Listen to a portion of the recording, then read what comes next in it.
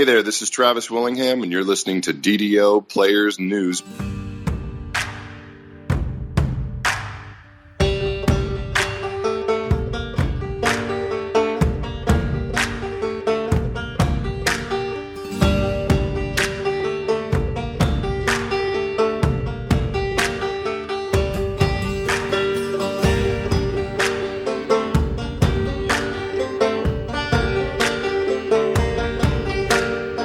Everyone, this is Pilot Beatles, and welcome to DDO Players News, where we take a look at latest in DDO and on the tabletop. And please welcome my co-host from Ravenloft, Dracula. Hey now, everybody, how's it going? Hello there, Drac. Are you ready to look at this year? Sure. The dumpster fire that... Oh, we're not talking about my year. We're talking about the game year. Sure. Yes, sorry. I totally got confused. Sorry. Oh, okay. Well, let's go start, though, with a few release notes, because I heard that we had a couple of updates since the last episode. Well, we had one, and then we're going to have one. It's the timey-wimey thing again. Timey-wimey stuff. So when this episode is releasing, the update is coming out or will be out. See, again, timey-wimey, weird time. It depends where in the future you're listening to my voice right now. But we'll get to that in a second. Yeah, Update 77 was released Wednesday, December the 10th, which was last Wednesday, as a matter of fact. This was Presence and Pain. This is the name of it. Big thing in this, special note, of course, we have a new free dungeon. You hear a voice calling for help from the mist. Then plunge into a frigid fog to investigate. Body and Mind is the name of this one. It's a new free quest. It's a level 8 on Heroic and 36 on Legendary. This quest will take place in Lamordia, of course, which makes sense. The location of the newest expansion, the Chill of Ravenloft. Access to the Chill of Ravenloft is not required, though. So even if you do not own the expansion, you can run the new free dungeon. To get started, you go to the places where the Ravenloft Mist are found, i.e. House Jarasco in Stormreach, our Evening Star in the Forgotten Realms. You will then find a new mist hanging out there, leading you to the new quest. I don't... It's getting misty in Jarasco, I think. It is. You've got three mists now on there. It is. Somebody really needs to look into that. I'm not sure who to talk to about that, but I unfortunately haven't ran this quest yet, so no clue about it. Yes, I have run it once. Okay, all right. So I don't remember all the details of it, but I got a character up to level 8, I think like the day before this came out, so obviously nice. I was going to run it. Nice. Yeah, I'm looking forward to checking this out, and Chill of Ravenloft for that matter, because shocking facts, I haven't stepped foot in the Chill of Ravenloft yet. I'm hoping that you get some time to do it. I mean, me too. I really want to, because like we've talked about on the show before, Lamordia is one of my favorite domains of dread. So yeah. I would presume, though, I can guess what your first favorite domain of dread is. Well, naturally, but yeah. Yeah. Naturally. Elsewhere in Update 77, it is that time again. Festivalt is upon us. This year, there is some updated cookies. If you're not familiar, during Festivalt, copper, silver, and gold Festivalt coins will appear in chests. You grab them, you trade them with the Jester, and you get some cookies. They do say this year 10 cookies are getting adjustments to provide new or different benefits. The Jester of the Festivalt has arrived, so he is in game now at all the normal locations. Coins are going to appear through January 6th. And the Jester will be there through the 13th. So get those coins, get those cookies, and enjoy your Festivalt one and all.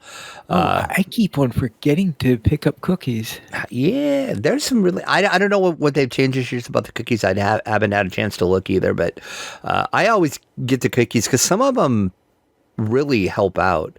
They're kind of situational at times, but there's some cookies that are well worth having. Big thing in our patch, though, besides those two things, were some updates to the Symphony of the Fae event, which we talked about last episode and the episode before that. Moats are now going to ping, in quotation marks, a player with a message when they spawn. Thank you. Yeah, I know that was a big complaint a lot of people were having and talking about. So yeah, and I know you were talking about that last week. So Yeah, I think I still occasionally miss them, but I certainly don't miss them. I don't think I miss them anywhere near to the level that Okay. I was missing them before the ping came okay, in. nice. Then the too high of level limit on harvesting motes is now +6 in epic level quest from the base quest level, twice the +3 from heroic difficulty. So, for example, Catacombs 3 and 23 will now allow players up to level 6 on heroic and 29 on epic to harvest the motes. So, if you're looking for quests to do and you want to go in a little higher, you got a +6 and +3. So keep that in mind. Issues have also been corrected with some thrown weapons not properly getting their Vow of Glory designation. Lord Arden now references the proper reward for the loot of the summer flight.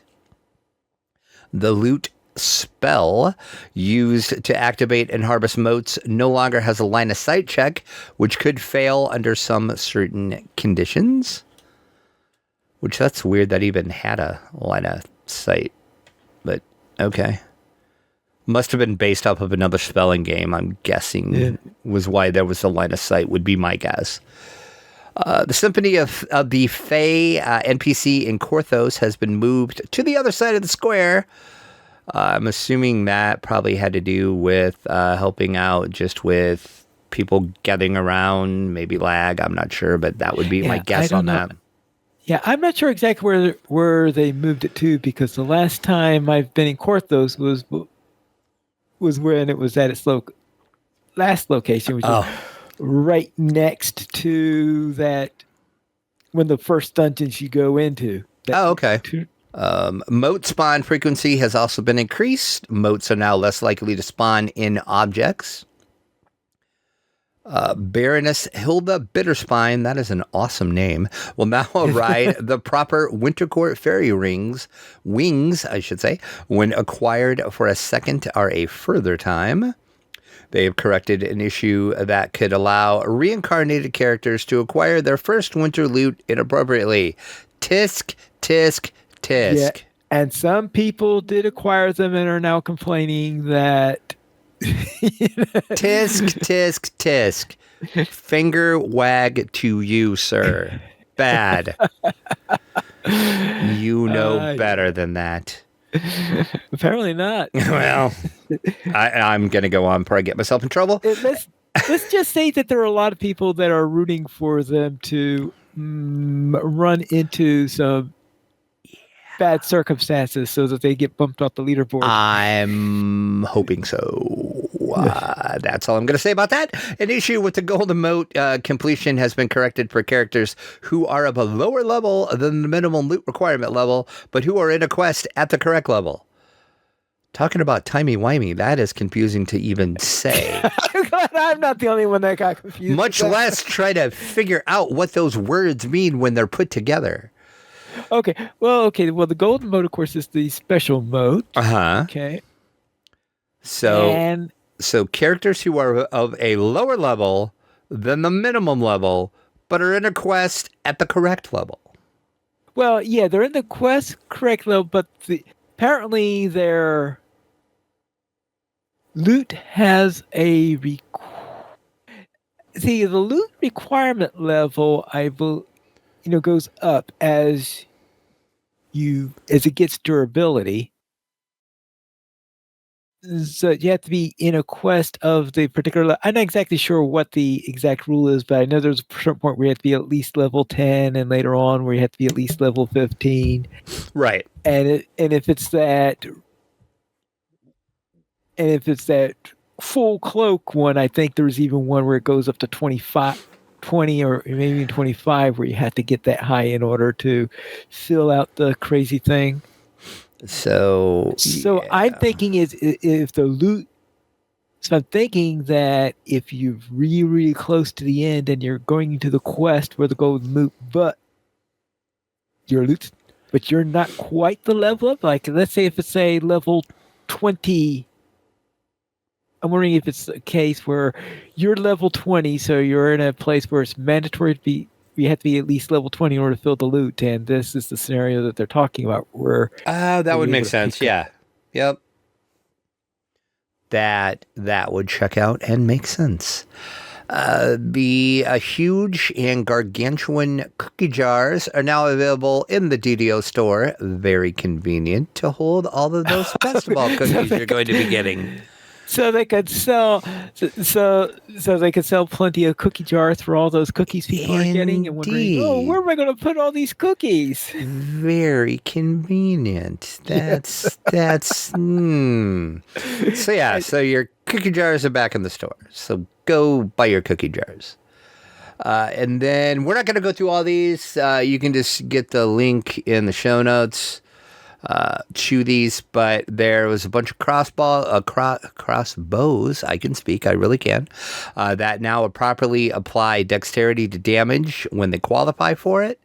And then there is a ton of items that are now applying strength or dexterity to hit and damage when they qualify for that as well. That's ones with the old definition of finesse and all. Yes. So once again, link in the show notes. For this list, I'm not going to read all these out because there's a ton of these. But there you have it. And to round this out, the claim one of everything option in the Escape to Ravenloft Utility Collection bundle will now properly close its dialogue window when selected. Okay. Okay. It sounds like something that was slightly annoying, but no major problem. Yeah, it doesn't sound like it was a big major deal. So there is update 77, alluding to the timey-wimey aspect of our conversation. Update 77.1 will release, as we record this tomorrow, Wednesday, December 17th. As you hear this episode, depending on when you listen to it, could be either applying on the servers as I talk, or it already could be out. Once again, depends when you listen to this episode. But maybe they're listening to the episode while it's updating because they needed something to do. It might be. See, this would be the perfect thing to do during the downtime tomorrow, which is going to be for update 77.1. As I said, they have corrected an issue when resummoning and dismissing the Northwind Wolf Pup. That's the creature companion coming in the copper that we're about to talk about. We're really getting timey-wimey. We are getting really timey-wimey in this episode. We haven't talked about this yet, but we'll talk about this in a moment. But there was a problem. Now that problem will be fixed. If you're in the past, the problem is still the problem, but in the future, the problem won't be the problem. Something like that. Weird. Anyway, the Northwind Wolf Pup Creature Companion, once again, part of the bundle we're going to talk about, the copper we're going to talk about, had a little boo-boo. That is now fixed, but it's now fixed as of this update. That is not out, but it will be out. This is getting weird. The new update 77 free quest Body and Mind now has its proper end chest. So if you ran it in the past, it didn't have its proper end chest, which I don't know exactly what that means by its proper end chest. Yeah. I don't know if there was like stuff that was supposed to be in it that wasn't in it, but now it's going to be in it when this comes out, but it's not out yet because it's weird. Yeah, unfortunately, I did not note what I got as my quest reward in that one, so I can't remember what I was I wasn't expecting anything in particular, so I don't know what how anyone noticed. Surprise! There's a new chest for you. Okay. And that is 77.1, which will be released tomorrow, so the downtime for that will be 9 a.m. to 1 p.m. Eastern Time. Once again, Wednesday, December 17th, 9 a.m. to 1 p.m. Update 77.1 will be applying to the servers. So listen to this episode because it should be out by then. Yeah. Well, let's see. So, it goes down at 9 a.m. and then it goes up whenever they're finished with it. Because they're shooting for 1 p.m., but we all know how that goes sometimes. But usually I find it comes up about noon. I can say here lately they've been getting it up a little early, so we'll see. Yeah.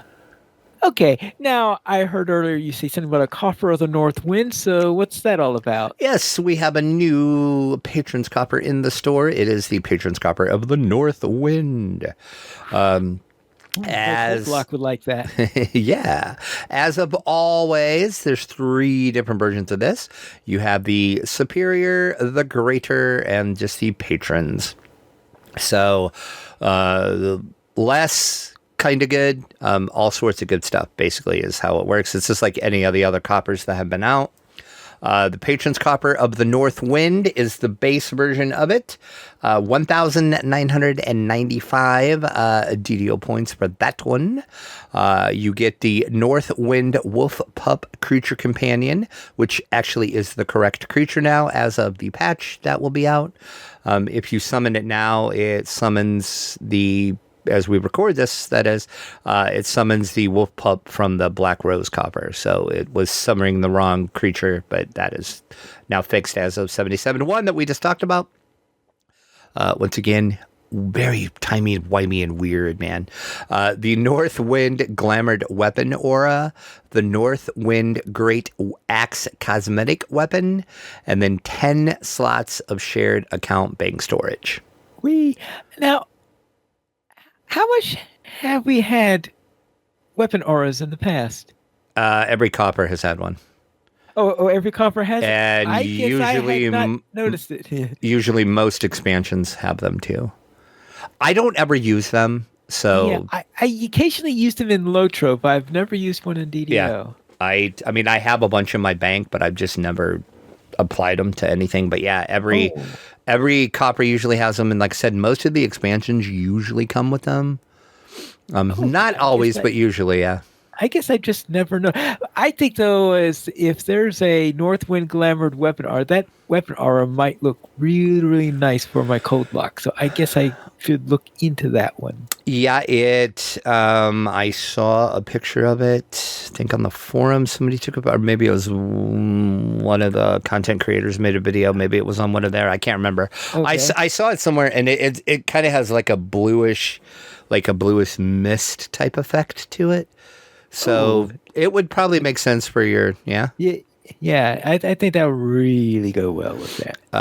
Then we have the Greater Patron's Copper, everything we just spoke about.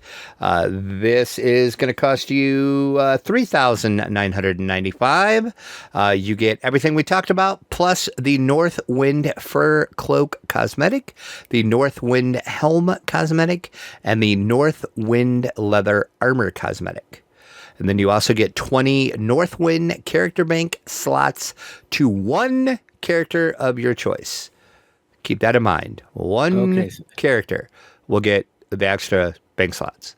So I have to flip a coin between my 2 favorite characters. So choose wisely, indeed. Choose however you want to choose, but just make sure when you go to the NPC to claim all your items, when you claim that bank slot, make sure you're on the character that you want to have the extra 20.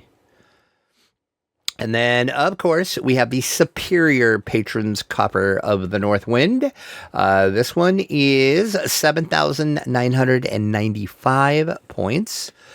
Everything we just spoke about for the previous 2 coppers. This adds 20 slots of shared account bank storage. And then you also get the North Wind Riding Wolf, which is a mount. And I love this mount so much.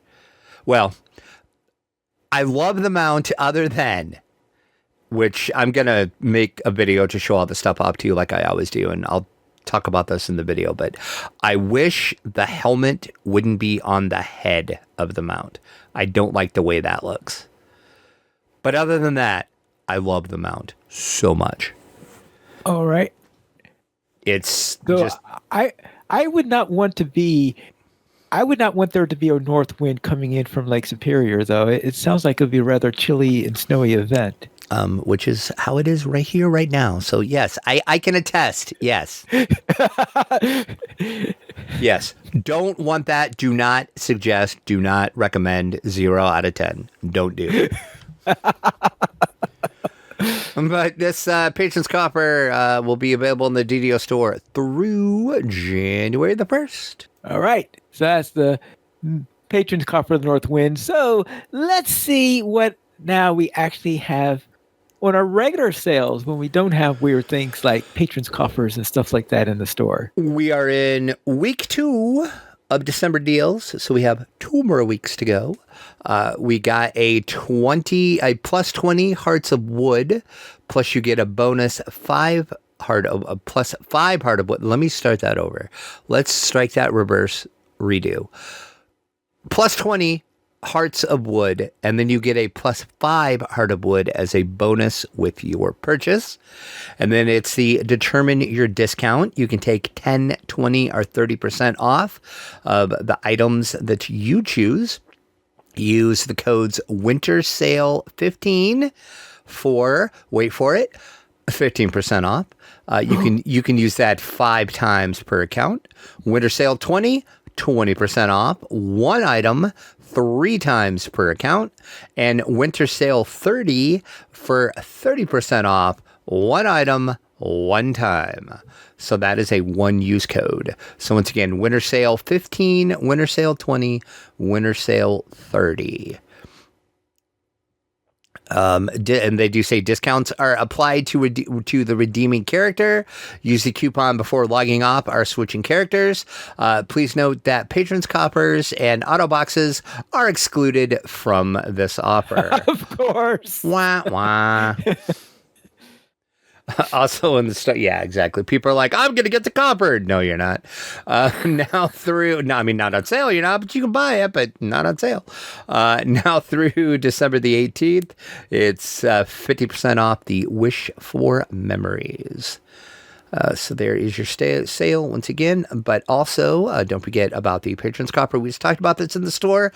And then over in the DDO market, if you want to spend some real world money, not DDO points, you want to spend your hard-earned cash in the DDO market through January the 1st, there is 85% off the DDO Trove, 20% off the Chill of Ravenloft. So brand new expansion, 20% off. So if you didn't pick that up yet, 20% off's not horrible.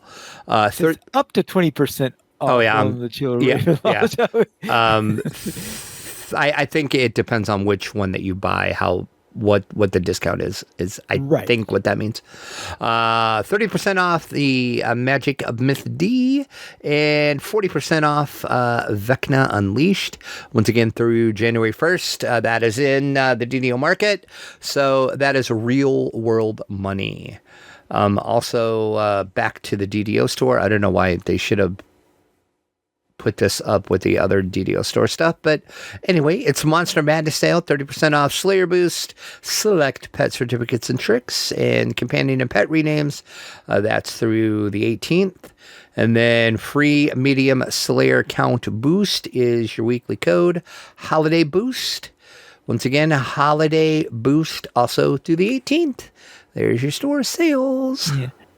For some reason, they like to separate the December deals items they're on. Yeah, I guess they want to regular sales. Yeah, I guess they want to make sure it's clear that it's the deals and it's true. That would make sense. It's just kind of silly. I know. It seems rather arbitrary, especially considering that they run until the same day. Right. Anyway, so. Right. Exactly. It's like just put them all together. Like, what the hell? Oh well. Let's go and have a look at how things went over the year, because that's the end for our game news. So it's time to take a look and see what was released during this year.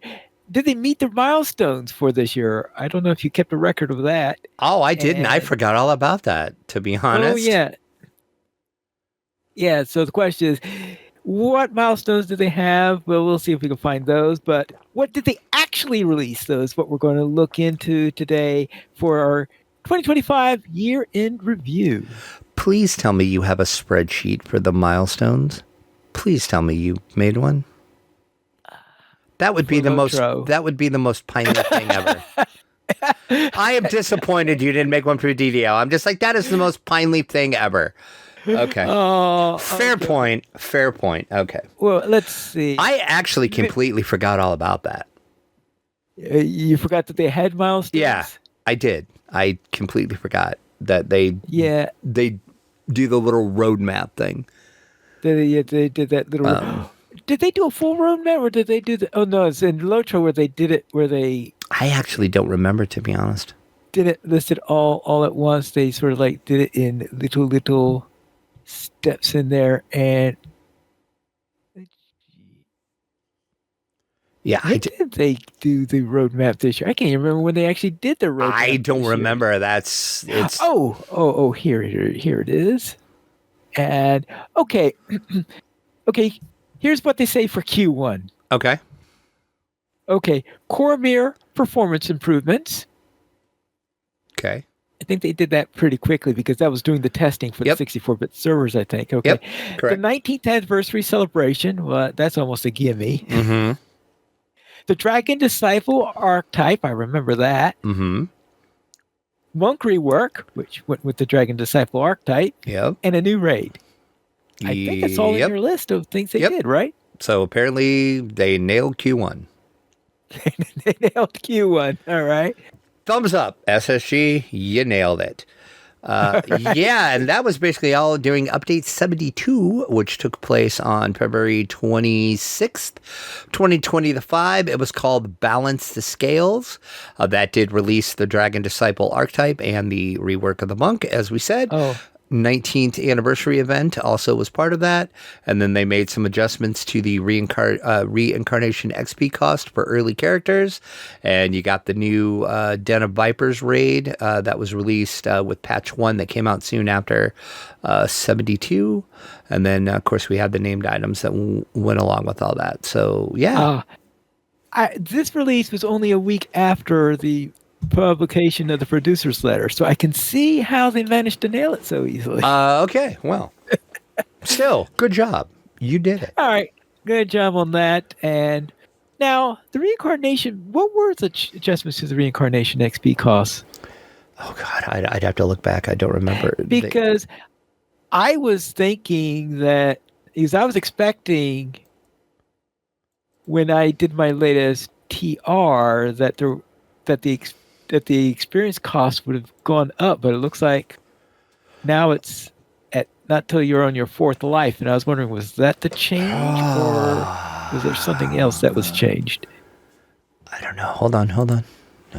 I was not prepared for this question. You were not prepared for questions from the audience. Was not prepared for questions. Nobody told me there'd be a quiz.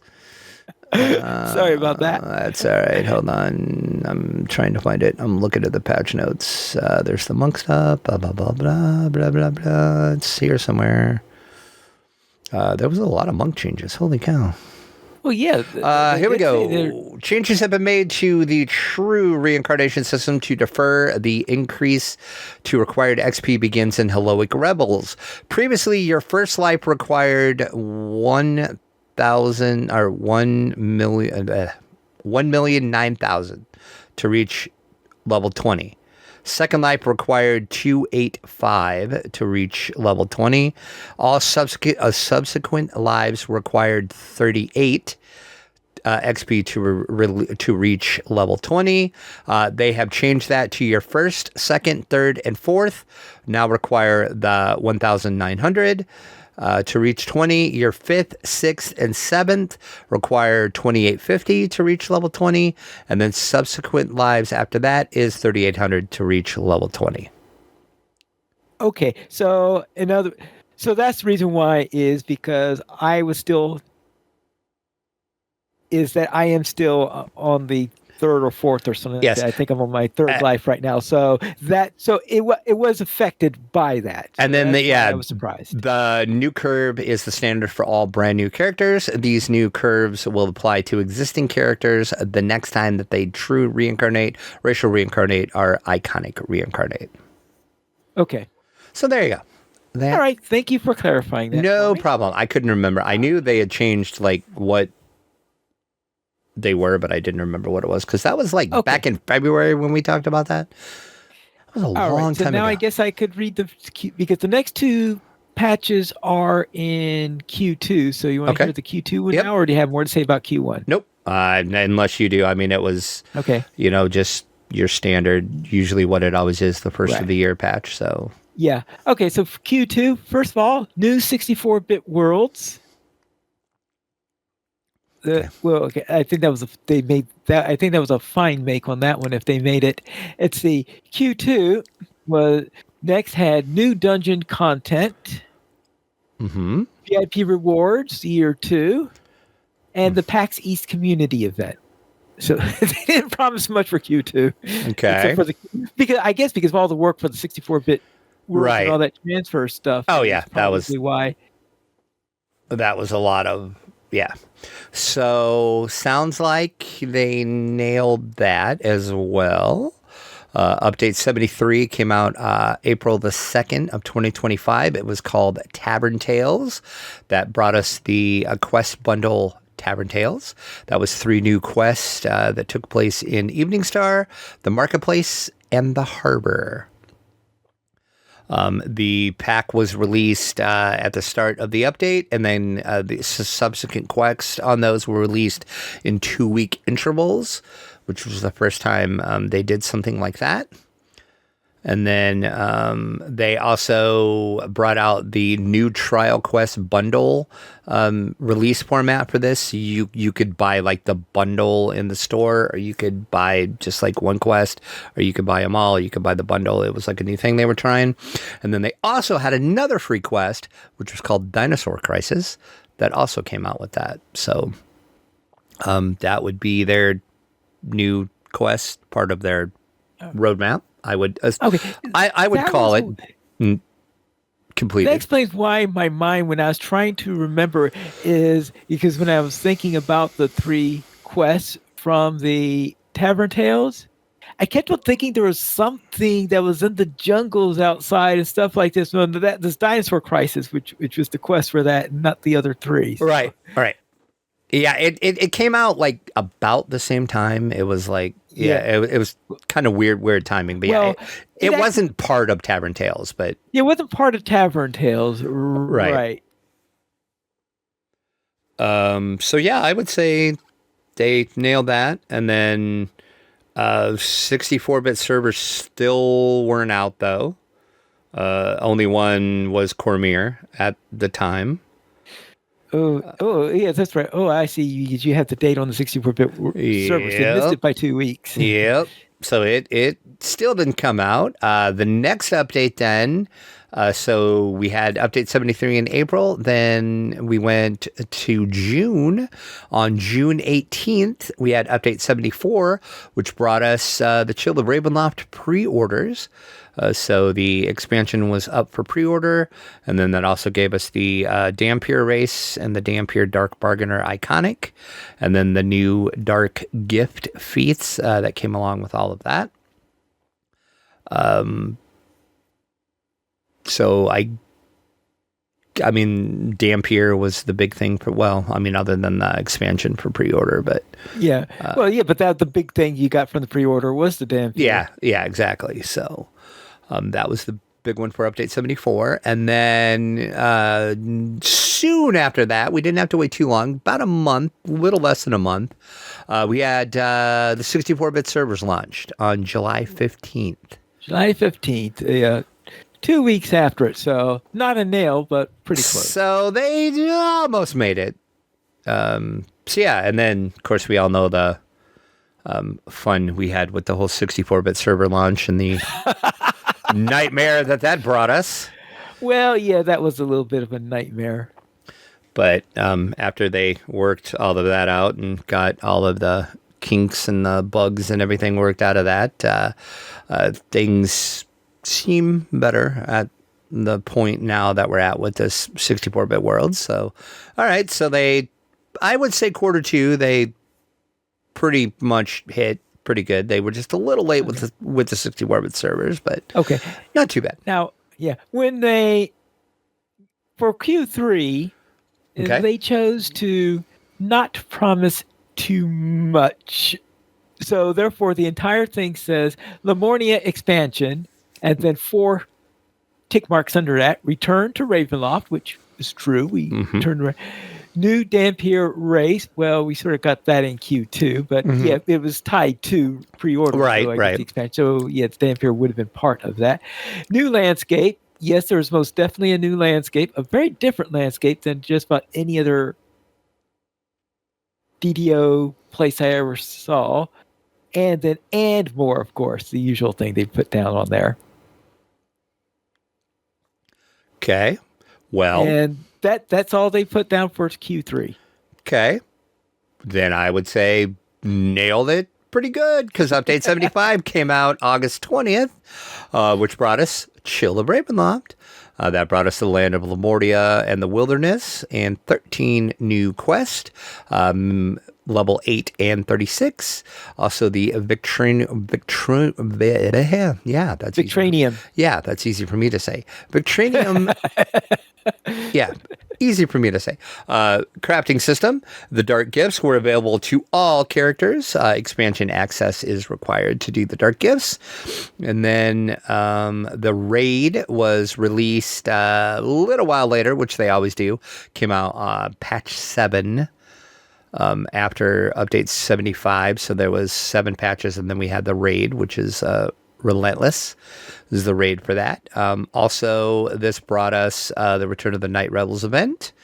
And then, of course, all the named items and all that, like we always get in any major update. Yeah.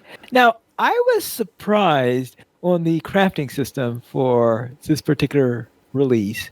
Okay. Because I was so used to the crafting system being virtually impossible to make anything, to ever get enough components to make anything. And the first time I ran Chill of Ravenloft, I didn't even look at it. But I did look at it the second time I went through it, and I noticed that I was actually able to make things with it. Were you? Okay. Dropped. So, Okay. What? Imagine that. Imagine that. So it's one that actually, because I think it's the only the second zone where I was ever actually able to make anything through the crafting. So the first place was of course Keep of the Borderlands, which had the most trivially easy crafting system of any pack. It was sort of like to introduce you to the concept, I guess, is what it was for in Borderlands. Right. But so I was able to make things in there on the Victranium experiment crafting system. So something that I was actually able to use. Now, I believe though that at the high end, meaning for Epic, I think things are a lot tougher on the matter. So I'm only talking about the heroic level. I think the standards are a bit higher on the epic level, or I guess not epic level. It's called legendary level. Yeah, I guess. Legendary. Yeah. Yeah, legendary. Yeah, I think the legendary might be a little bit tougher because they have this extra ingredient that I think drops in the raid or something like that. Yes. Yeah. So I think you need the raid in order to be able to use them in there. This gives me hope that I'll be able to actually do this crafting then once I actually get to... Once we actually get into I actually get into Lamortia. Don't get me started on that. Yeah, we've got to do... We will. Maybe you'll have time over the holiday season. Maybe, we'll see. But if not, next year for sure. Okay. And we're going to stream it if you want to watch me play DDO badly. There you go. Okay, dokie. And... all right, so that's what we had for this. So let me read what they have for fourth quarter. Okay. Live event. opt-in hardcore like. That's the winter option, I guess. Phase shenanigans and more. That was it. Well, okay. I will say they nailed that as well. Update 76 came out November 19th, which was the Fae Shenanigans, as it were, the Symphony of the Fae. That brought us the Symphony of the Fae event. So, nailed it. And then like I said, I'm not doing this event, so I know you are. We talked about it last week. I just don't have any desire to do it because there's nothing in it that I want. Well, nothing anyone, and and plus your time is so tight right now. Exactly. Like, worrying about that is probably the last thing you need in there. The dumpster fire of my life is not allowing me to even do this event if I wanted to. So yes. Yeah. Yes. And then, I would say they nailed that. So overall, I guess with the roadmap, other than the slight hiccup with the 64-bit servers coming a little late, they pretty much did all of the roadmap. Okay. They made sure they didn't overpromise this year. That's true. Then, of course, we had Update 77 last week. Squeaked it in at the end of the year, so we can still talk about it, which we just talked about a little while ago, was Presence and Pain, brought the Body and Mind free dungeon, started Festival, and the adjustments to the Symphony of the Fae event. So there is your updates, and then once again, getting timey-wimey, 77.1 coming out tomorrow, or today, whenever you're listening to this, or in the past if you're listening to this way in the future. It's weird, man. It's all weird. This whole podcast has been weird with this whole time travel we've been doing. You need River Song to explain it to everybody. Need River Song or some bourbon, either one. I'm not sure which. Maybe both. So as we do, is there anything you want to say about any of the year before we go on and kind of? I think that sort of covers everything. Okay. All right. So if you're familiar with how we usually do this year-end episode, we lay everything out like we just did, and then we kind of go through and we just say, what do we think was the best update that came out in 2025? Right. And I put down Chill of Ravenloft. I mean, sometimes when you have the expansion, it's hard. You think something bad about the expansion, right? The expansion does not win that. Right. It's question. Yeah. Like I would worry if the expansion would not be the answer for this, and I would say for me it probably would be. But since I haven't done any of the expansion, I can't say. So for the first time, I think ever in the history of the show that we've been doing these year-end reviews, I don't really have an answer for this. Because I haven't done the expansion, so I'm sure that would be my answer. Answer, and I'm sure I did the Tavern Tales quest, but I don't remember them. That was the sleeping with the fishes, and that was one of them. I can't remember the other two. I'm gonna pull a Gandalf here and say I have no recollection of this place. I know the name, but I'm sure we did the quest. Maybe I don't know. Yeah, we went into at the harbor where I think it was the docks area where there was a strike going on. And all okay. Yep. Labor dispute. Yep. Okay. I remember it now. So I guess if I need to put an answer here, since I haven't been in Chill and Ravenloft, so I would normally say update 75, which is Chill and Ravenloft, but since I haven't actually done that, I'll answer and say update 72 just because of the reincarnation XP cost adjustment. Oh, because yeah. Yeah, I can understand saying that because as I said, when I was pleasantly surprised at how low my XP requirements were during this lifetime, and I had no idea what happened. I miscalculate things until I saw that patch note that you doing the review. Yeah. So yeah, I'm gonna go with that. And like I said, I'm sure I'm gonna love Ravenloft, Chill of Ravenloft, but I guess we'll find out.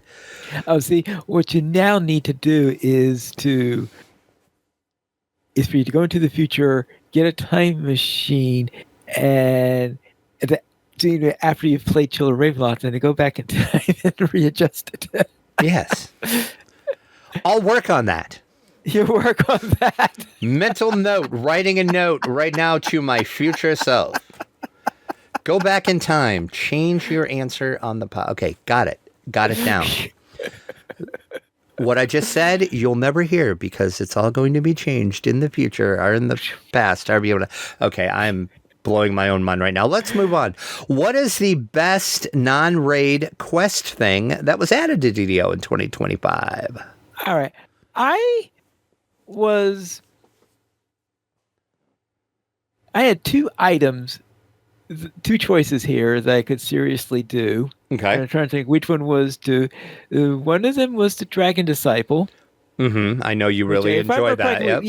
Yeah. When it was first announced, I think I wasn't too impressed, but when I was actually playing it, I really liked it. Yep. And the other one is the Dampier, which is something about these little things that features that I first look at them and said, nah, I'll never use that. Right. So my favorite character that I've ever made in all of DDO was a Dampier Dragon Disciple. Oh, okay. All right. And because you know how all these years where I have these goals to get a character to level 20 and I never succeeded at it or anything like that? Yep. And so that was over the course of a year. I could not, even if I had a head start, reach level 20. And then I managed to get a Dampier Dragon Disciple from 1 to 20 in less than 6 months. Okay. All right. So it's like, I had a lot of fun with that character. I guess you really enjoy the Dragon Disciple. All right. Yeah. So anyway, I decided to choose the Dragon Disciple since I spent more time with the Dragon Disciple. Okay. That makes sense. My answer might be a little controversial here, even with all the problems we had at the very start of it. I think just the 64-bit servers, just the way it changed, DDO as a whole, because now we have quote unquote consolidated servers. You had a chance, like a lot of people could get together and play that could never play together before because they were on different servers. Now we have these, we only have so many servers. We can choose for them to join. So everybody got together and say, hey, all these people are going to go here. These people are going to go here. And then, yeah, it was a nightmare when they first launched. We all know all of that. We all know about the lag that was still kind of in the game, but it's a lot better than it was. So I think the 64-bit servers is my answer. I think that was the best thing. That was not a raid or quest. Yeah, I guess because I do mostly solo that. Well, yeah. Yeah, but it's not just the whole grouping aspect. It's just the game in general. How much I think better the game plays on the 64-bit servers when they're actually running correct. Which I said they're better now. They still have issues, but the nicest thing I've noticed with the 64-bit servers, and everybody feel free to tell me that I'm wrong and I'm stupid and all that. That's fine. I can take it. I would say is just when there is those little hiccups that happen, it recovers so much quicker than the old 32-bit servers did. Like now, if I get some lag on the 64-bit servers, unless it's like a really bad, like something catastrophic happens, I'll get some lag, but it'll be gone like that. And then it'll be like, oh, that was weird. And then I just go on and it's fine. So I just think as a whole, DDO is better because of the 64-bit servers. Yes, like I said, there's still problems with it. They're still working on the lag. That's going to be a never ending. And I've talked about this on the show before. The whole lag issue is never going to go away. There's not going to be a magical day when DDO is going to be lag free forever. It's never going to happen. Even if they made it so that DDO itself was completely lag free, you're still going to have internet lag. Right. Intervening. There's always going to be lag in any online game you're playing. There's going to be some form of lag. Yes, for a while it was horrible. It was like unplayable. Let's be honest. But they have worked, and they're constantly working, and they're constantly tweaking, and they're constantly changing things, and they're tweaking things in dungeons, be it an old dungeon they're tweaking quest. They're still tweaking that. They're still working on it. So I think we're in a much better place than we were when the servers launched. I'm sure everybody can be honest and say that. Is it perfect yet? No, not at all. But it's getting there. So let's look into our mirror ball. And this time next year, when we're doing the 2026 year in review, and we talk about all the cool things that happened in DDO, what is the most thing you're looking forward to in 2026? Yeah, this is of course all tricky since they have not announced anything. This is really hard because we don't have the producers yet. I was hoping we would have the producers letter by now, so we could say, hey, they hinted at this coming, or they said X is coming. But so this is kind of hard to judge. But right. Now I want to assume that if there are two things that are safe to happen, there's probably going to be, unless they've announced otherwise, that there's either going to be another expansion, or at least some mini expansion, or whatever you have in there, plus another at least another archetype. If there is an expansion, it's going to be a mini one. Okay. Because they do expansion, mini expansion, expansion. So yeah. Okay. So probably some. Yeah, so probably a small expansion or something like this. Yeah.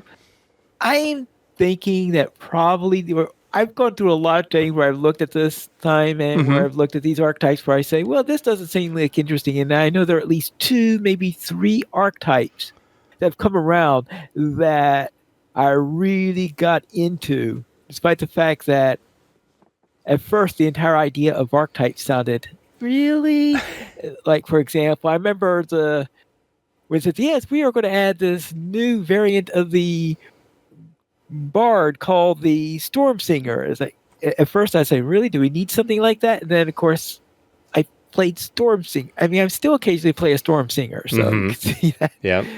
So I really got into Storm Singers. And the other one and of course the current one, the latest one in there, the Dragon Disciple, despite the fact that at first I was thinking, really?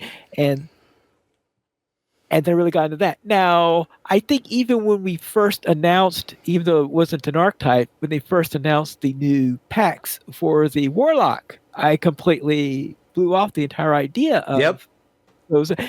And then, what am I playing right now? I'm playing a Frostlock right now. I remember that episode when we talked about that, and you were like, meh. Okay, whatever. Yeah. Right. And now I'm playing a Frostlock. Yeah, that's funny. So it's showing the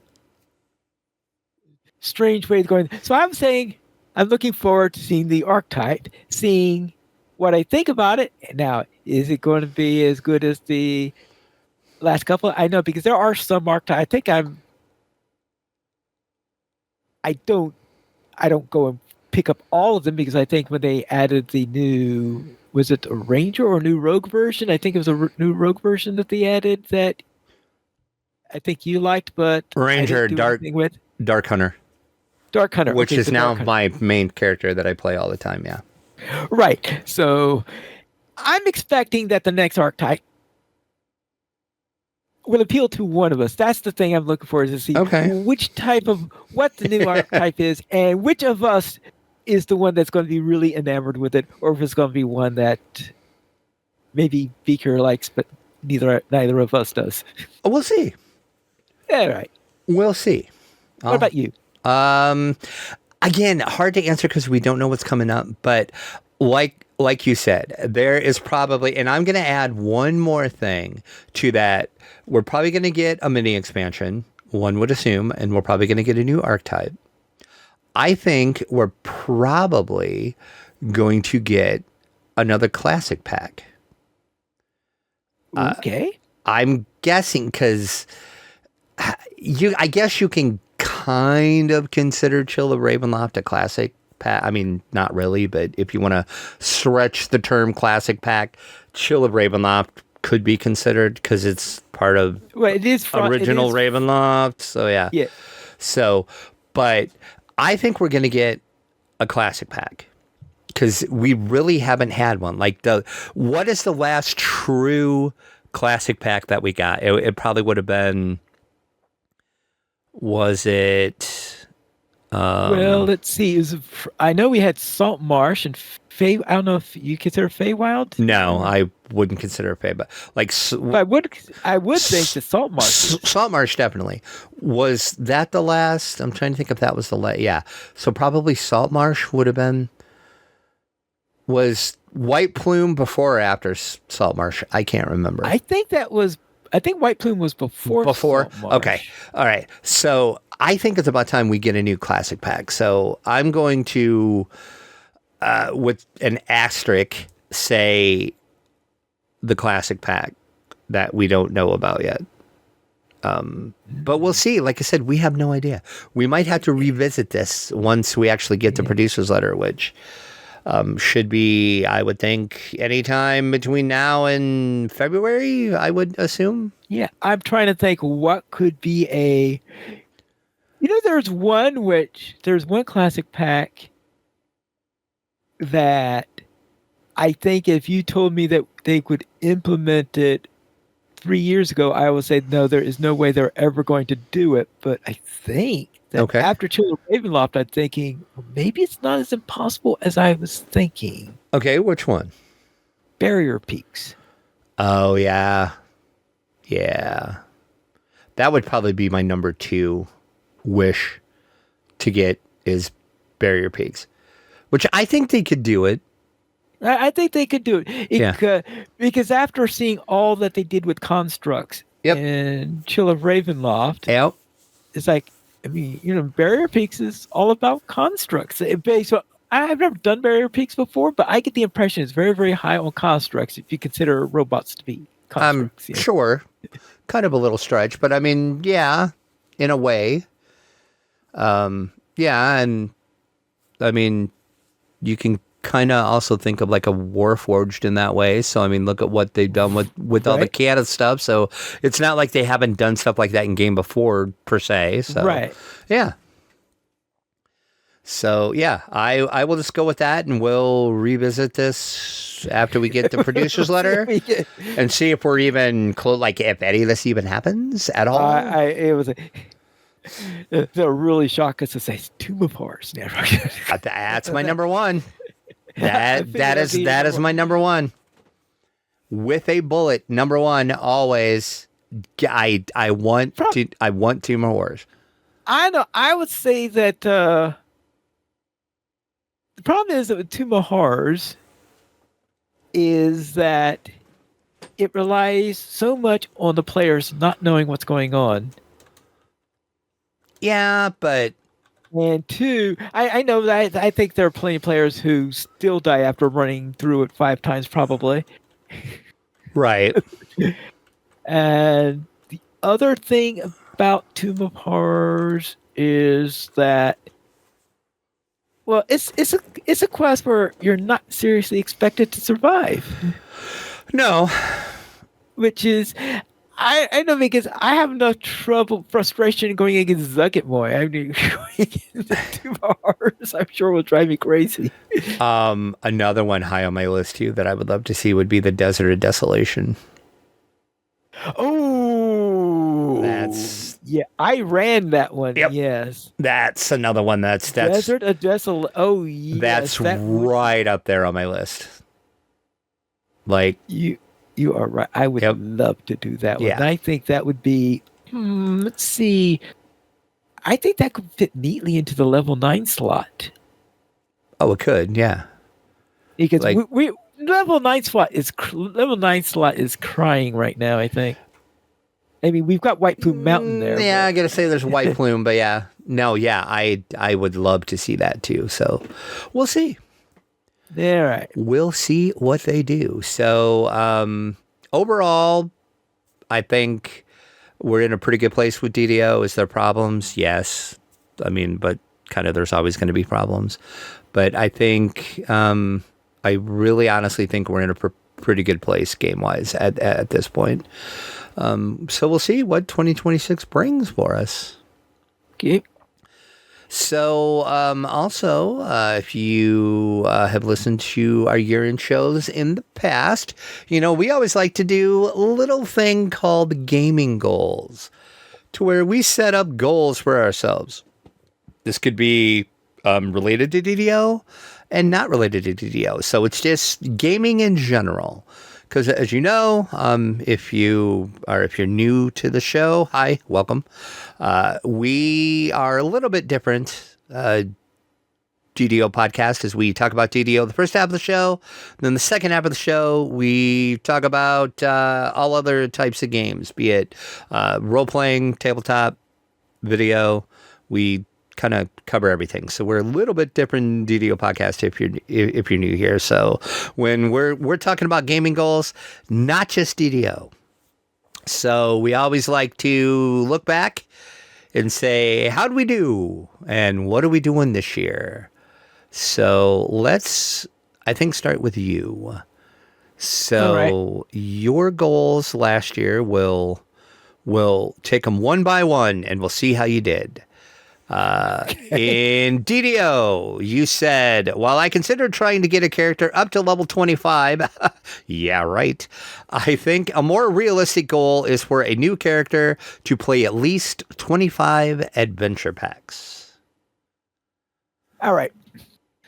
Now, this one really went through a strange route. Okay. Okay. I decided that the character I would take would be Pine Frost would be the character that I would do this with, and Pine Frost at the time was level 20. Okay.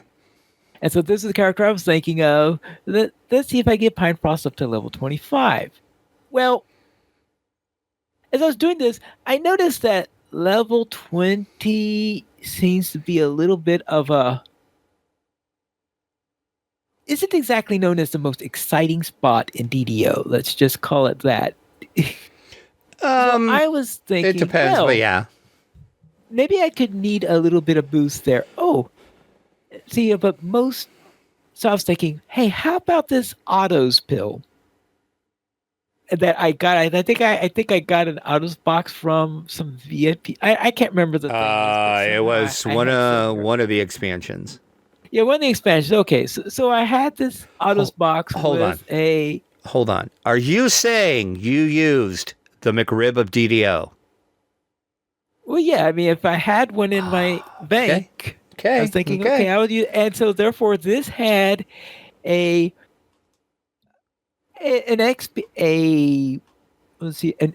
epic XP pill in that Autos box in there. So I used that, thinking, okay, it will give me a couple of levels, and I could be able to work off of that and do the dungeon. Well, I underestimated how much XP it gives you. Why do you think everybody buys the McRib? Yeah. And so by the time I was finished with all this, I was level 26.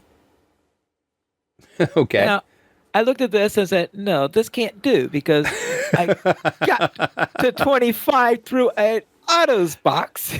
I mean, but you got to 25, though. Yeah. So I was saying, okay.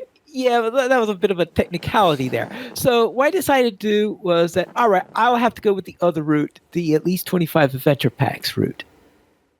So what I did is I took so I did actually. I created a new character, a Dragon Disciple. So it had to be created in 2025 then, and it was just a backseat Dragon Disciple. I was going through there. I think I got about 19 of there when I hit level 18. I think I was about 19, 20 packs or something like this.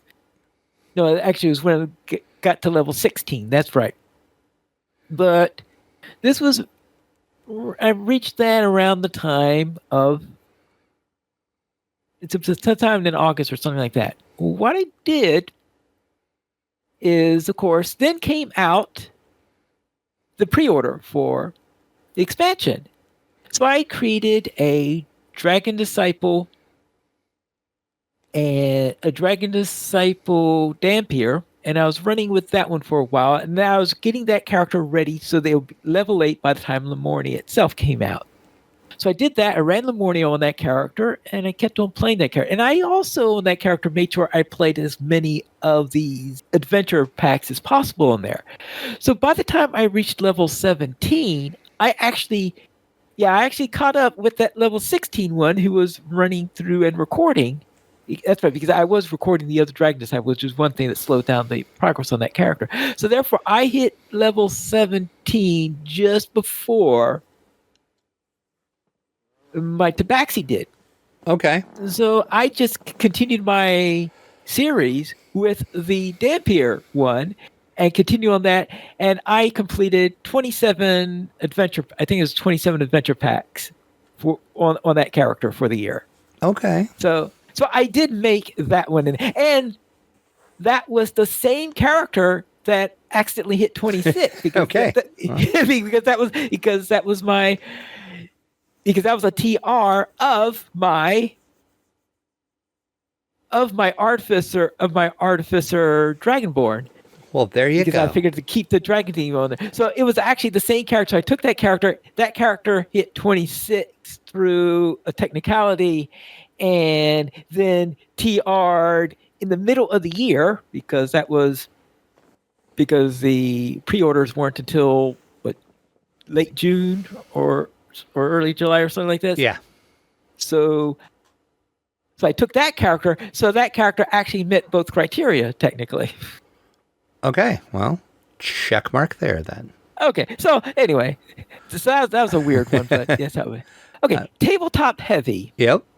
Yes. So You said you were going to finally properly learn Spirit Island and pay 25 games. yeah, let's see. I think I got something like about 30 games in there. Yes, I did finally get it. It was somewhere around the beginning of the year. I was starting to get the idea of Spirit Island and what it was like, and it was clicking with me more and more and more over the year. So I think I definitely had well over 25 games, and they're probably 30 or somewhere in the low 30s or something like that on there. So I definitely made that, and I had a lot of fun playing Spirit Island, and I wrote this in despair thinking, oh, there's no way I'm ever going to learn how to play this game. But Right.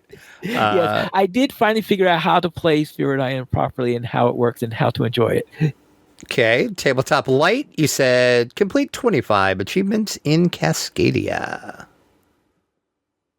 I found out that the first rule I should have in making these goals is never write a goal that actually required you to win something. That makes sense. Especially high-end achievements in there, which is what you have to do in order to complete 25 achievements in Cascadia. So it came to a point where I think it was in mid-October or something that I said, no, I was starting to bang myself against the wall. And right around that time where I was running my head around and saying, oh boy, I don't like this anymore. That's when Symphony of the Fae came out. Oh, okay. And I just decided, no, I just abandoned that quest right at that point because of Symphony of the Fae. And that's fair. That's fair. Forget about that achievement because that's fair. No, I didn't. Yeah, so that was a bit of banging my head against the wall. I would say the only worst goal I could possibly have made was to defeat Zugget Boy in solo. Oh, wow. Okay. Yeah. That's pretty bad for you. I get you. Okay. Elsewhere in tabletop, in cards, you said you wanted to learn how to play Spider properly and win 25 games. Now, you could, you see that word W-I-N in front of it, and you know where this is going. I know. I was about to say, see your previous conversation. I'm pretty sure I know how this is going to go. Yeah. Now, I did, in the recording last time, even though I didn't write it down in here, but in the recording, I actually said that, or in failing to, play 125 games while attempting to win 25 games. Okay. Technicality. And that was my plan B. Okay. And in fact, I think around I'd say around late summer or something I was getting so sick of Spider that I just got in my 125 games and decided, all right, I don't know what it is, but this year my play at Spider was cursed. A couple of years ago, I had a 2-month period where I think I won 5 or 6 games of Spider during that time period. This year, I won 2 games in January and none since. Oh, wow. It was abysmal. I mean, there might be a possibility that I won a third or something like this, but it was I went to plan B on there, but I decided, no, I can't leave it off with just 125 losses of Spider being.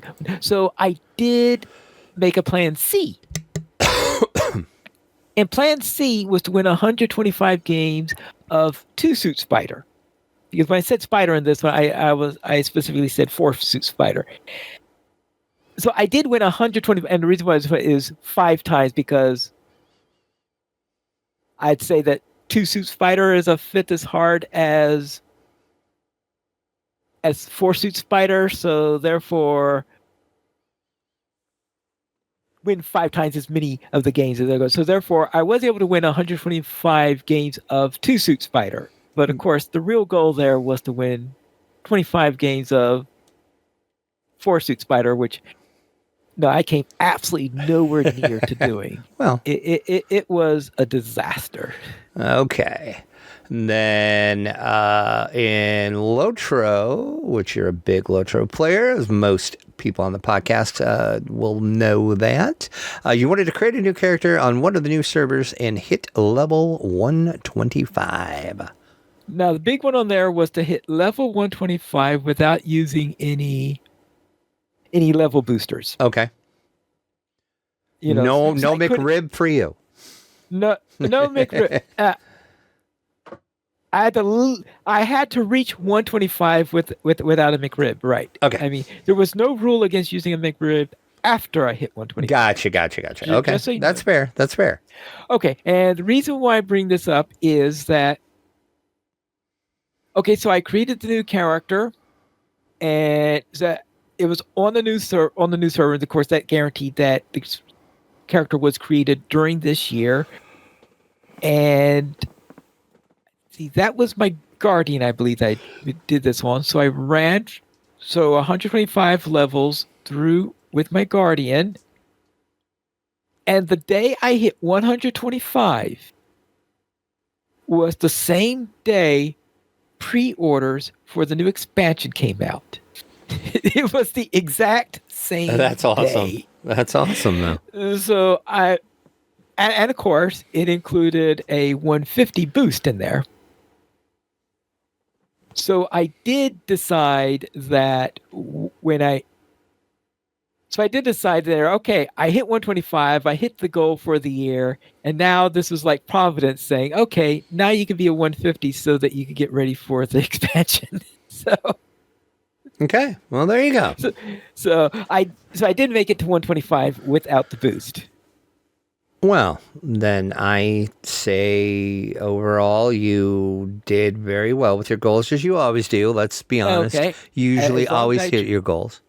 I just have to avoid in the future that 3-letter word WIN. Exactly. Exactly. Being required in order to fulfill a So goal. Okay. I will give you an A because I think overall, other than your few little mishaps you had, I think you nailed that all bite of your from a goals. spider. Yes. Exactly. Okay. Now I think it's for your turn in here. Yeah. Yes. You see, it looks like your first one was keep playing DDO with friends. Which I would say yes, I did. We're doing Cruising with Drac over on Beaker's Twitch, and we are pretty consistent with that. We usually do it like at least every other Friday. It just depends like what's going on, but we're pretty consistent. We've missed the last couple of weeks just because he's been out of town and some other stuff. But so yeah, I think I'm pretty consistent with that. So I will say yes. And hopefully you're going to get lumped into that and we're going to start streaming again and playing again too. So okay. So next we have keep playing video games with I presume you mean video games other than DDO. Yeah, other than DDO. Yeah, I should have actually specified that, but yeah. No, I didn't do that at all. So what? I'm trying to think, did I play a video game with anybody this year other than DDO? And I did not. So that's a big old goose egg. Yikes. Yeah. All right. How about Shadow Dark Fantasy Grounds game? Okay. This one is half a win. Half a win. I'm going to say it's half a win. I'm going to say I have completed this. I didn't do a Fantasy Grounds game, but I did run 2 in-person Shadow Dark games. Okay. So I'm going to say I partly did this.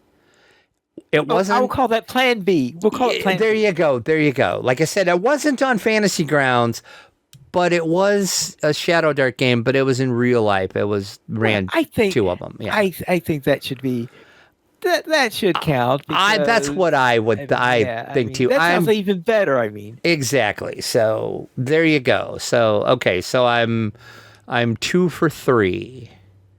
Okay. This number 4 though. Yeah. See, don't let the dumpster fire that is my life / mental health affect the podcasting / gaming as much this year. Yeah. Not looking great so far, and it doesn't look great from this point of view either. Nope. We all know how that's going. So yeah. We'll just say a goose egg on that one too. Okay. Well, which keep note of that because you're going to hear about that because that's going to be, spoiler, another goal that I'm probably going to fail, but we're going to try. Okay. And sounds like you're cruising in sea territory or something like that. Doing something. Yeah. Okay. So there you go. So, so I did 2 out of 4, okay. Sure. Okay. I didn't fail, right? So, yeah. It is what it is. Okay. I don't know what else to say, but yeah. Okay. So I guess it's time for this year's goals? Yeah, let's do this year's goals. So what lofty goals are you going to do this year to make me look bad again? Oh, sorry about that. I'm sure you are. Well, all right. First of all, in Lotro. Let's see. Oh, no, actually, this is DDO. Oh, yes, that's right. Okay. Yes, for DDO, and for the first DDO item in here, I want to see how high I can level Pine Leaf. Because now what I did is I had TR'd Pine Leaf about a month ago. Okay. And because Pine Leaf was a druid, and I was just not feeling it for the druid. So I decided, all right, TR Pine Leaf, and I want to see, can I have a character that I can get to level that? Now, this was going to be a long-term plan, meaning getting to level cap this year is not the goal. The goal is to make significant progress along the way. Now, since I made Pine Leaf into a Dampier Dragon Disciple. Getting the level 20 is definitely within the possibility, seeing as I did it in 6 months with one already.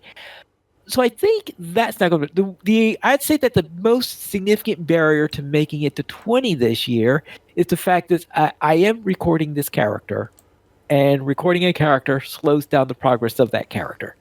Right. I mean, it would. Yeah, it would. So therefore, and what I've decided for the series was that I am going to record all of the quests I know of that have some connection with the Codex. Oh, okay. And no, I am not doing the Shroud. I mean, come on. Apply yourself. Come on. I am not soloing the Shroud. Okay. Besides, the Shroud event, I'm going to think of the Shroud event as the instigator to all the other stuff I do with the Codex, which actually might be pretty much the truth, because a lot of people say that the end fight of the Shroud is what causes the Codex page to explode, and that causes all those pieces to be that we're looking for all over. So I'm just considering that to be the Shroud to have been the background material for everything else I do. So yeah, I'm not doing raids, but any non-raid that I know of that is in some way related to the Codex pages, I'm going to try to get into there. And therefore, if I'm going to have all those quests recorded, then I'm obviously not good if the time in which to create all the content for that is just might make it impossible to get to level 20. But I would say that I would make good progress to it, I guess, is probably the best way I could word it. We'll see what good progress means, I guess, at the end of the year in there.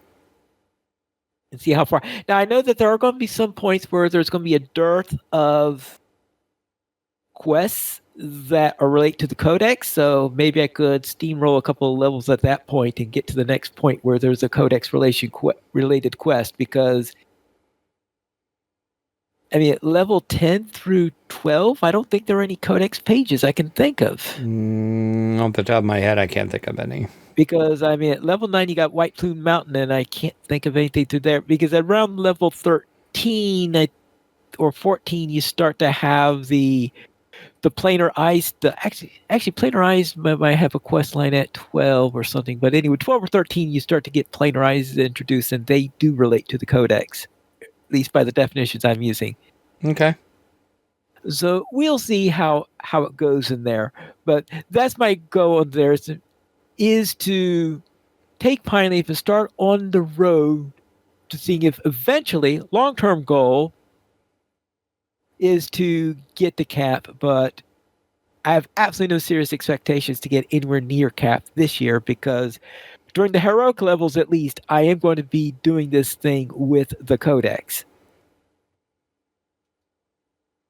All right. Now, also in DDO, complete at least one life with Pine Frost. Now, Pine Frost is the character that got to 26 accidentally earlier this year, and that I had running as a Dragon Disciple and getting to 20 in 6 months this year.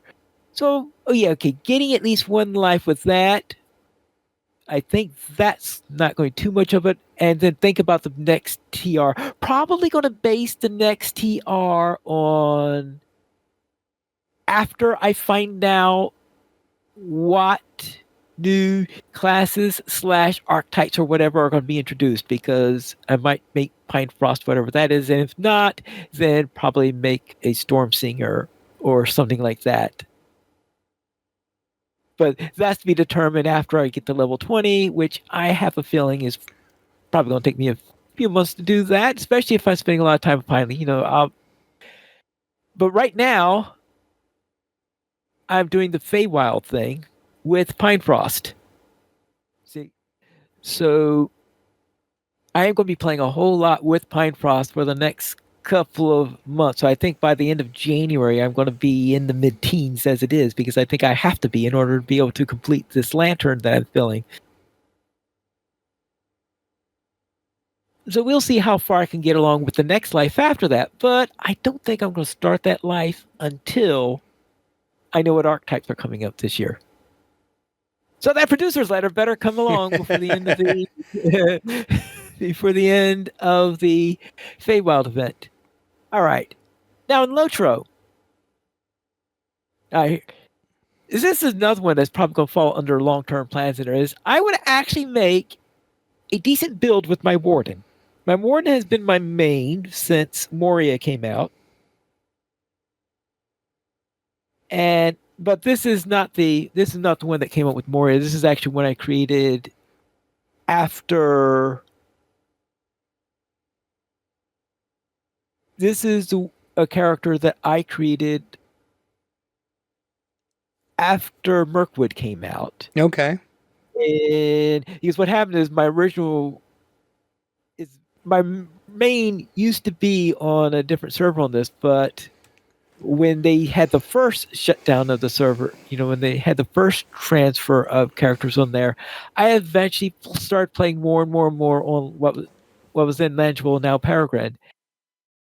And so I've been playing that version of my Warden more. So that used to be my secondary version of Pine Leaf on a different server, but now it seems to be my main one in there. So the idea is I'm going to see if I can get this character with a good build, because right now my builds have been a bit weak, because if I'm on a DPS build, I think I tend to be too weak to survive in solo content, and you should be able to at least survive combat in solo content if you're a Warden, even if you're in DPS build. Now, I mean, you wouldn't want to tank a raid. I mean, that's what the tank build is for. But I want to be able to have a decent DPS build, maybe improve my DPS a little bit in tank build if that's possible at all. I need to get better. That's the whole thing is, can I get better with my Warden, or am I going to say, nope, this is never going to happen? I guess I'll have to see about that. All right, next is for heavy board games is, this is going to be another Spirit Island one, and the goal here is to play every single one of the spirits and aspects in Spirit Island Digital at least once. And they are currently working on an expansion where they are adding a whole lot many more aspects and several new spirits in there. So the idea there is to have all of them played that have been released up to the point of whenever the equivalent of this show comes out next year.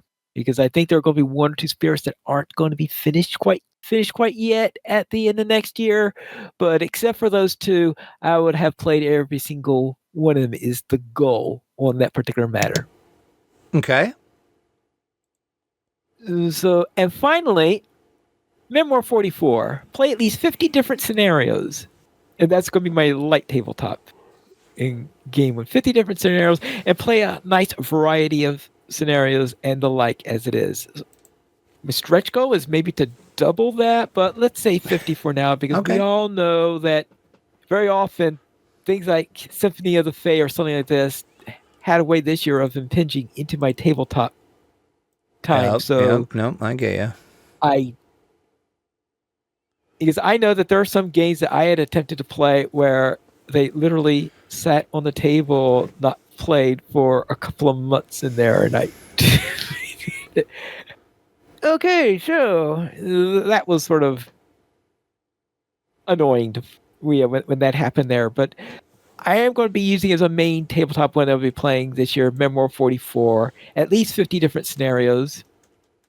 Maybe even get a few more of this. I want to see if I could play them, in all different theaters, to play them in. Well, at the very least, of course, all the different maps that you have into there. Okay.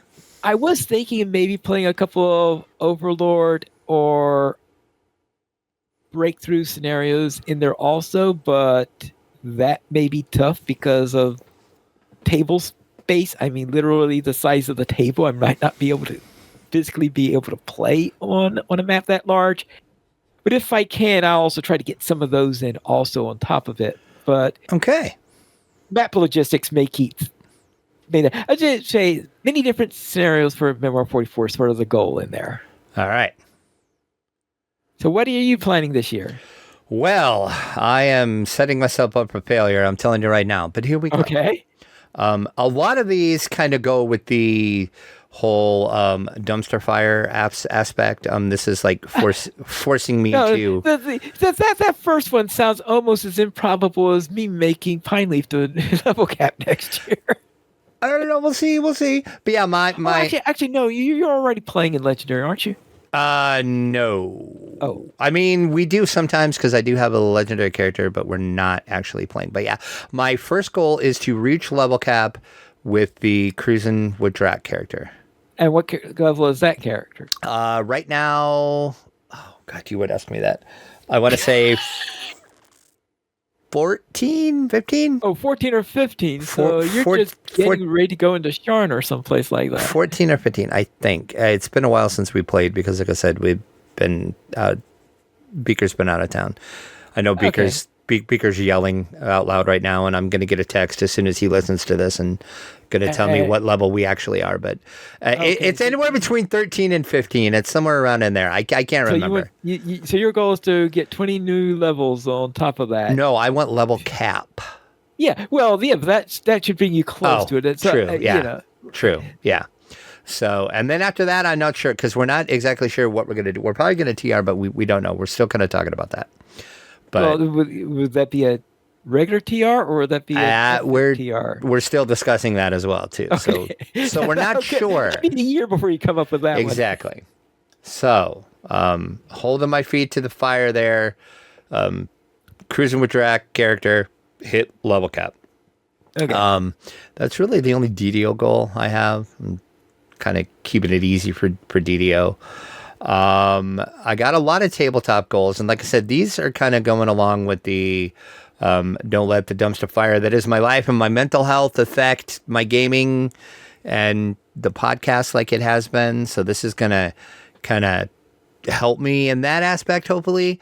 I want to finish Vampire the Masquerade Milan Rising, which we're playing usually once a week. We haven't played the last couple of weeks, but just stuff has came up. But so want to completely finish that, and that is including all the expansions.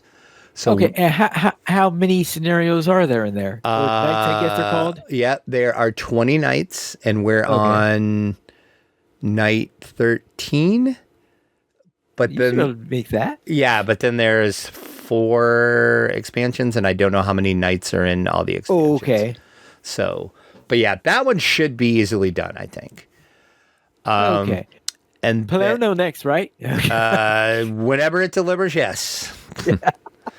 I'm waiting for that game found. That course it just ended, so it's going to be a long time for that to come out. Yeah. But the Cthulhu one should be here before that one, so we'll probably start the Cthulhu one because there's a Cthulhu game coming out. But and then there's the Dungeon Crawler Sword and Sorcery that's coming out too. So yeah. Anyway, so a lot of that gameplay. But yeah, so finish Vampire the Masquerade Milan Rising.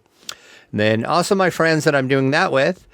Surprise, you're part of my goals this year, so congratulations. You are going to start and finish Betrayal Legacy with me. I know we played a couple of weeks ago. I talked about that. We played the Betrayal at House on the Hill and had so much fun with that.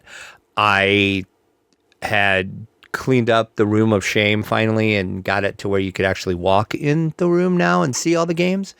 And I saw my Betrayal Legacy and seen it was still in the shrink wrap, and I'm like, gotta get that played. So we're gonna start and finish that. I don't know how long that takes. I haven't really looked much into that because I didn't want to like be spoiled by anything at all. So I'm not exactly sure how long that takes, but that is have a whole year to do that. It sounds like to me though that usually such things are 12 scenarios or something like that is usual. I mean, for most, for for most legacy games. Legacy tech. They tend to, I assume 12, 13, 14, something like that. So yeah, somewhere around that area. So I guess a good estimate to make. So of course, yeah. I mean, unless you're talking about, I doubt it's something one of those huge ones like Gloomhaven. Yeah, no, it's definitely not good. We're not even going to talk about that. Yeah, Gloomhaven. Gloomhaven and Frosthaven is sitting there still in their shrink too, and they'll probably be in their shrink for the entire existence of my life, but that's okay. Yeah, that's Gloomhaven. Yeah, exactly. That's all you need to say is Gloomhaven. And then also all of my friends that I know listen to the show. These will all involve you too, so you're welcome yet again. I'm volunteering you to help me do my goals. I want to get 15 games played from the Room of Shame. Don't care what games they are. 15 games are going to get played. 15 games in the Room of Shame. 15 games. That means slightly more than one a month. Sure, if you want to look at that way. So that's why I think it's pretty doable. But I put another little mini goal part of this. 5 of those, and when I say played, I mean at least one full play. Right. Not like play and beat, but it's just like play it at least one time, one full play of the game. So 15 games, one play, but 5 of those 15 must be the big dungeon crawlers. So I have a bunch of big dungeon crawler, like other than Gloom. Yeah, we're not counting those because that's a whole other ball of wax, but. I'm trying to think now off the top of my head, like an example of such a legend. No, I can't think anything off the top of my head right now what the dungeon crawlers would be, but yes, 5 of those are going to get played. Okay. So 15 games, one play. 5 of them have to be the big dungeon crawlers, and then. Speaking of big games to play, 5 more games are going to get played out of the Room of Shame, and they're going to be the big miniature games that I have. These are going to require them to get built and played at least one time. So we're talking like Marble. That's got to get played and built. The Pirates. Why can't I think of the name? Blood and Plunder. That's got to get built and played. Okay, what's your definition of built? Like the miniatures have to be put together, glued, put together. Okay, I guess I'm so used to games where miniatures are. I'm talking these are like Games Workshop type miniatures games.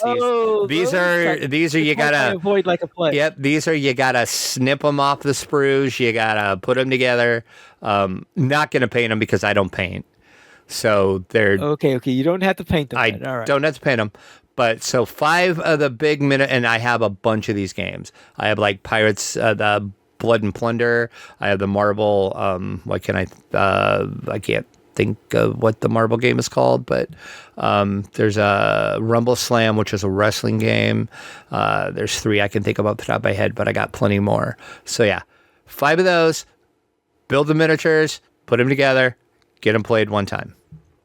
So, yeah. So I'm volunteering my friends for this, but i.e. that's going to help the mental health aspect of the dumpster fire. That's gonna force me to actually, play stuff and do stuff, and I'm gonna swear to you that I'm going to actually start Chill at Ravenloft with you, and we're gonna run through that, and hopefully the podcast is going to be more regular next year. So, well, we can only hope, but we can hope. History does not make us. No, it doesn't. And my whole mental health aspect is not great either. And that's a big part of why the podcast is on and off. So, that is my main goal, is to get everything back on track. So, so there we go. We'll see how I do. Okay. If I'm going to guess, I'm going to hit at least 3 of these. All right, we'll see which We'll three see. you do. Yep, we'll see. Okay, then let's leave off our goals for this year and then look at what's coming in from the dungeon.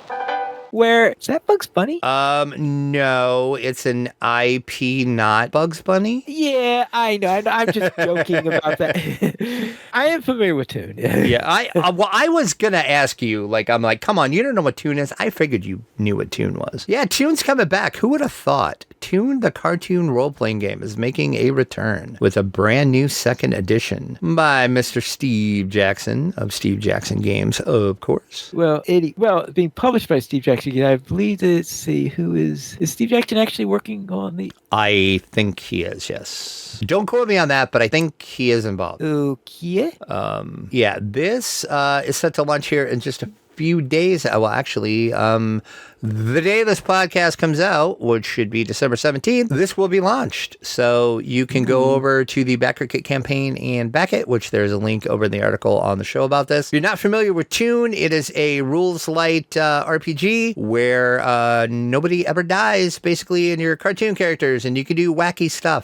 Because Wile E. Coyote never gets killed. Exactly. Yes. That's so many times. That's exactly it. Think of Wile E. Coyote. Think of Bugs Bunny. Think of cartoons like that. That is what Toon is. Okay, actually, it's the authorship it gives down is Greg Kostikian, who of course did the original version, and Warren Spector.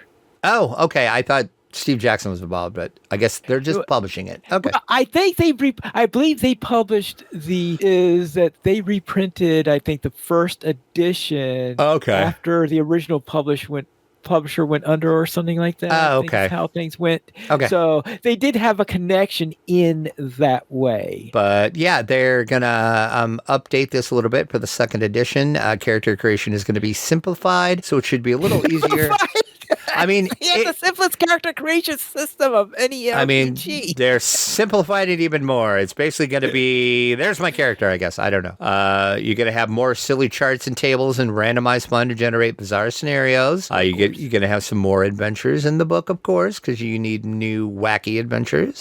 So like I said, this is, as you're hearing this, when this episode comes out, this is now live on Backerkit, so go back it. And finally, for the screen.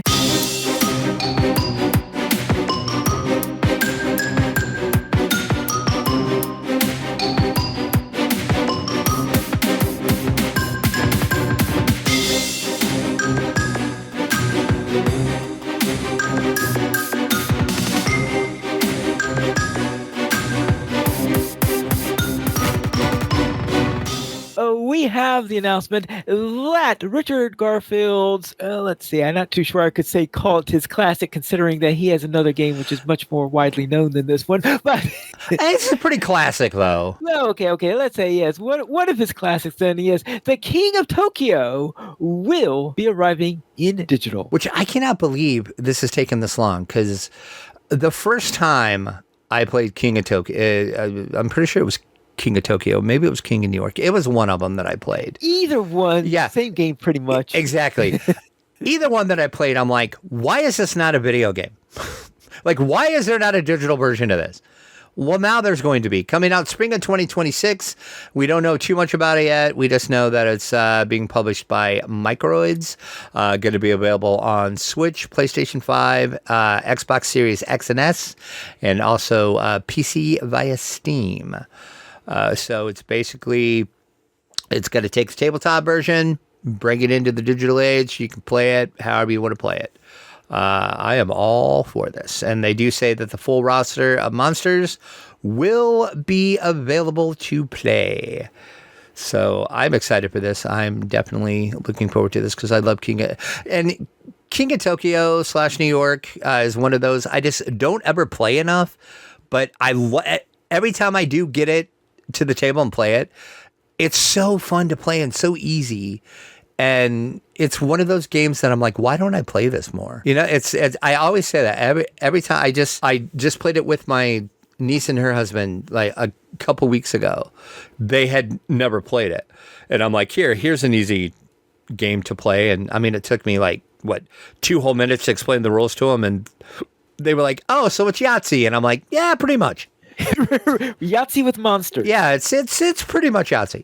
The Japanese monsters. Well, Yeah, I guess. Yeah, exactly. I guess King of New York, I guess there'll be American monsters in that case. But We'll go back to Great Kastikian then. Yeah.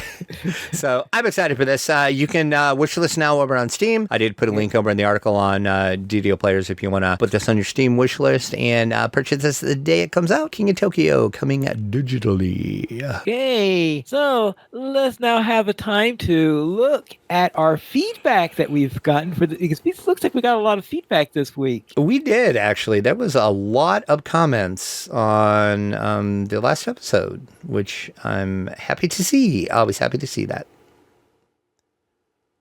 All right. So we have Axel Alex K, who had at 8 minutes and 11 seconds into the cut says that people wanted the bottle of mist because the teleport clickies from the expansions only work for areas where you own the ultimate version of the expansion. So even if you had a teleport item from the ultimate version of another expansion, you'll just get a "you don't own this content" error message if you try to use the teleport to Ravenloft. It won't let you. I only ever bought the standard edition of Ravenloft, but own the ultimate of most other expansions. So I've had to get to Ravenloft by teleporting to House J and running into the mist entrance all these years. So that answers then the question that answers that question. Yep, that I didn't know that's how it worked, but yeah, if you didn't own the content, you couldn't. So I guess it makes sense. Okay, so they weren't so much caring about the item itself as the unlock to the teleport destination. Right. No, it was just how it worked, apparently. So yeah, so there you go. Okay, and what did Blade Edge 5810 have to say? He said, there are small group players who have been wanting the fighter hireling from the expansion. You mean the Scarecrow? Yep. Okay, I guess I've never thought of that being in high demand. Maybe because of the dearth of things at level 10 that... Yeah, like, it's... And that's actually a really good hireling, actually. I use that Scarecrow a lot. He's actually a decent little fighter hireling. So yeah, so that's another reason why people wanted because if you didn't listen to last episode, we were talking about how all the content for the expansion is now on sale in the store. You can buy all the expansion stuff, and we were just like why do people want this stuff? But now we know why. So there you go. Okay, and via the forums, Lagan had something from the 15-minute mark. And what did he say? He said, "You are correct, sir. The loot event cosmetics look terrible. Thank you for the podcast." Okay, yes, we did complain about the loot event cosmetics. Yeah, we did.